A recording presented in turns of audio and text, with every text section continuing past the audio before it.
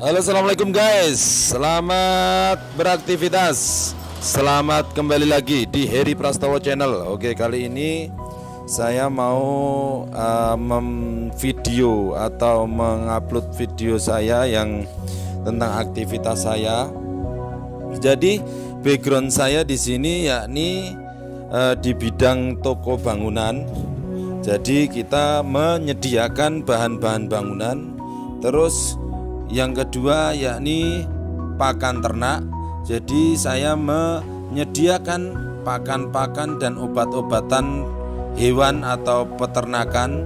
Terus ketiga yakni pertanian. Jadi saya menyediakan obat-obatan atau pupuk berbagai macam alat pertanian. Oke guys. Seperti ini. Kenapa kok saya memilih 3 usaha tersebut dalam satu tempat? Jadi ini toko saya ini kurang lebih total sama gudangnya itu luasnya sekitar 3000 meter. Nah, saya di sini itu mengembangkan di 3 bidang. Karena di daerah saya itu orang-orangnya itu kebanyakan petani. Jadi pekerjaan itu adalah pertanian. Pekerjaannya pertanian.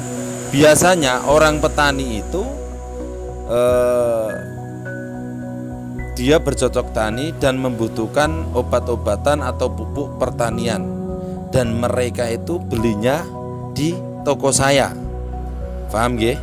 Jadi toko saya mereka pada belanja obat-obatan, pupuk dan lain sebagainya untuk menanam atau menyuburkan atau supaya pertaniannya lebih bagus, mereka beli obat-obat tempat saya. Terus kalau sudah bertani, mereka pasti pulang itu pasti mereka punya hewan ternak. Gunanya untuk celengan kalau orang desa itu. Jadi biar sewaktu-waktu kalau membutuhkan uang atau dana mendadak, hewan tersebut atau hewan peternak tersebut, contohnya sapi itu bisa dijual langsung dan cepat seperti itu. Nah, pakan dari hewan ternak tersebut itu juga kembali ke toko kita, ke toko saya.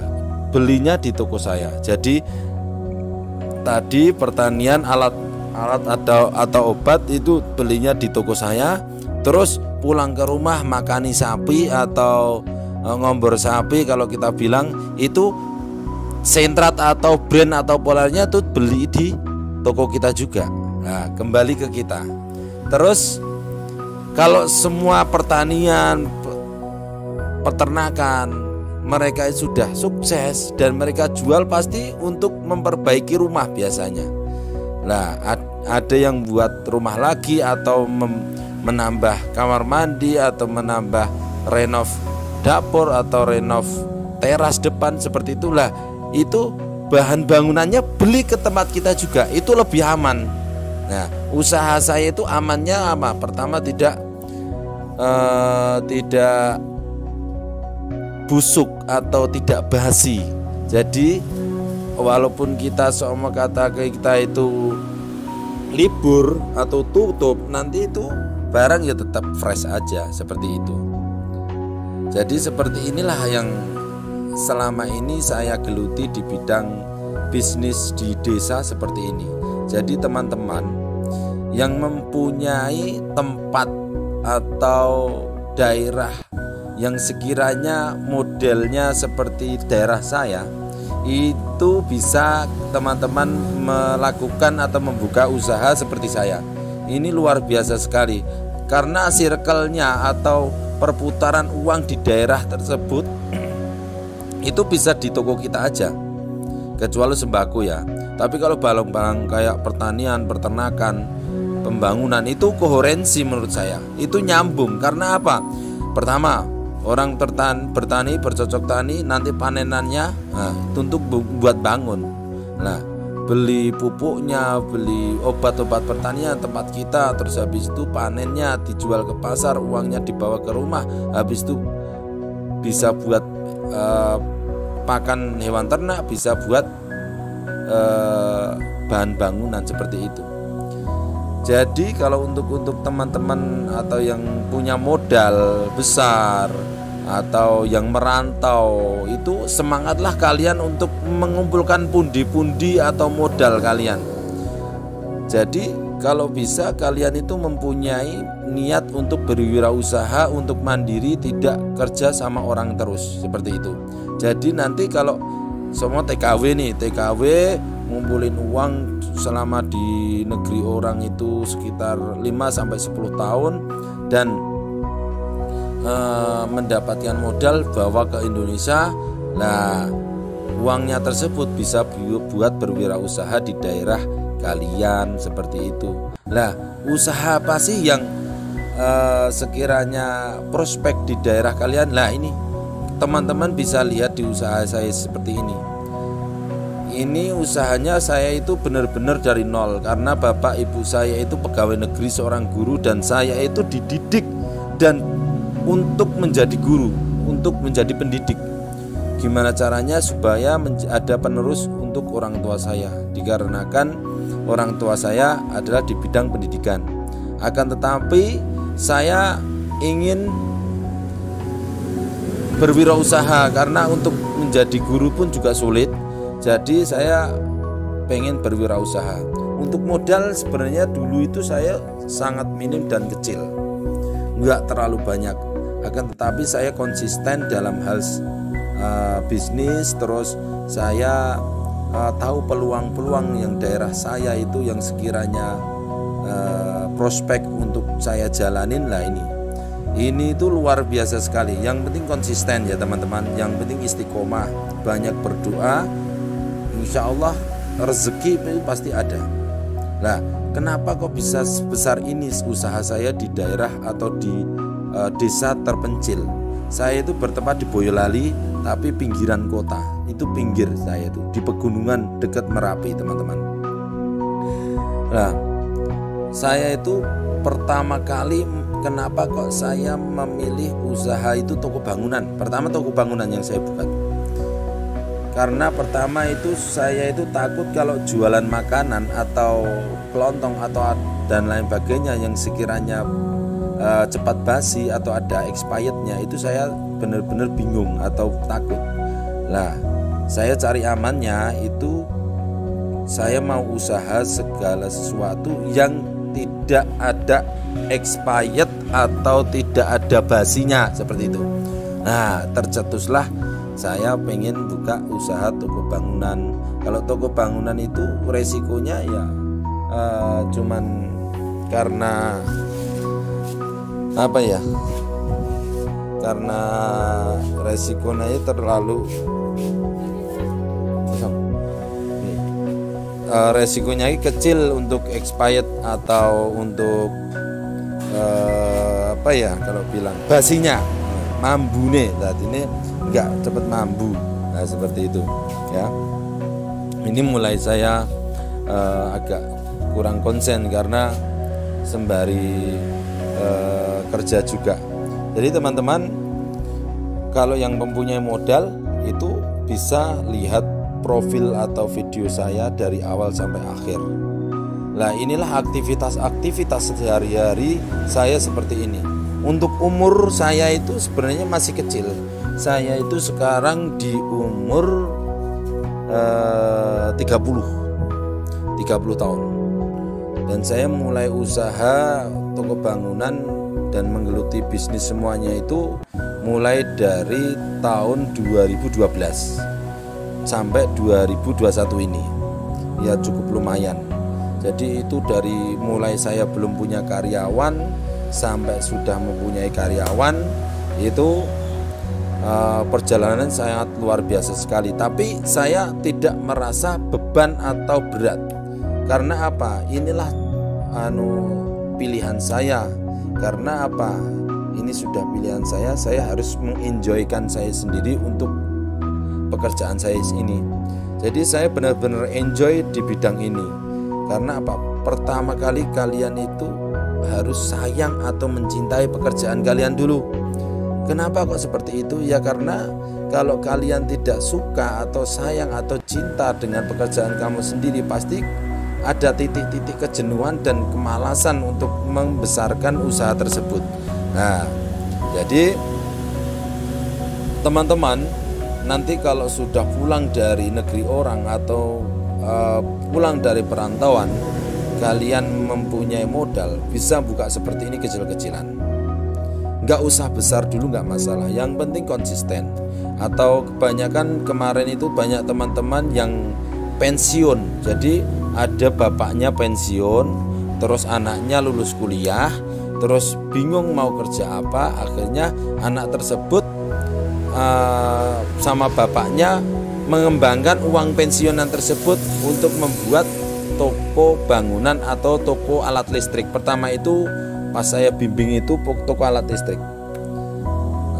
habis itu merambah ke toko bangunan dan lain sebagainya.